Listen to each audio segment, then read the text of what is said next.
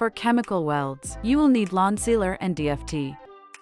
You will also need a straight edge, utility knife, spare utility blades, and either painters or masking tape.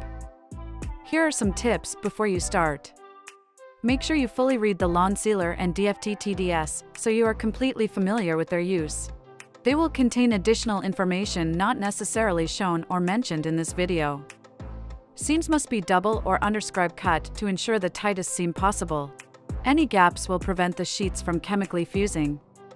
Always use DFT below the seams. Its use creates a clean zone, preventing troweled adhesive from contaminating them. Be sure to practice on scrap material before attempting this on installed flooring. Most importantly, Lonsealer is flammable, so please be careful and read the SDS. The following demonstration shows the double cut method. Overlap the adjacent sheets along the length of the seam. Using a straight edge and utility knife, cut through the overlapped sheets.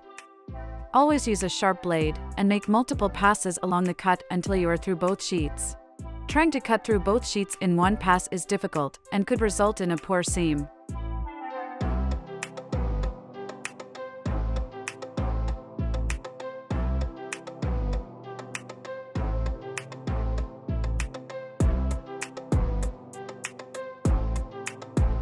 Remove the cut strips and ensure the seam has no gaps.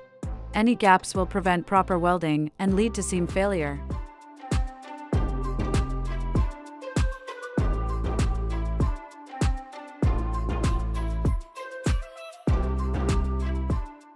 Additional use of a hand roller at the seams will help ensure strong positive contact with the DFT.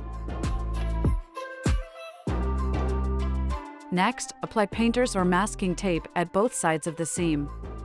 A single piece of wider tape could be used instead of the two separate pieces shown. It would be placed centered on the seam, but would need to be cut down the middle to allow the needle to move freely, so be careful not to damage the flooring while cutting. Fully insert the needle into the seam and slowly move the tube along it. The tube's angle can be adjusted to change the rate of flow, as can gently squeezing the tube. The bead of Lonsealer on the tape surface should be between 1/8 to 1/4 inch wide. Allow 10 to 15 minutes for the Lonsealer to set before removing the tape. Pull the tape away at an angle to help split the bead, taking care to prevent any dripping onto the flooring. You will want to avoid letting the Lonsealer fully cure before removing the tape. Use of the tape allows for a well-hidden seam. If you choose not to use tape, the bead of Lonsealer will make direct contact with the flooring. In this case, allow the bead to fully set and cure. Never attempt to wipe away the bead, as this will only smear the Lonsealer, which reacts to vinyl on contact.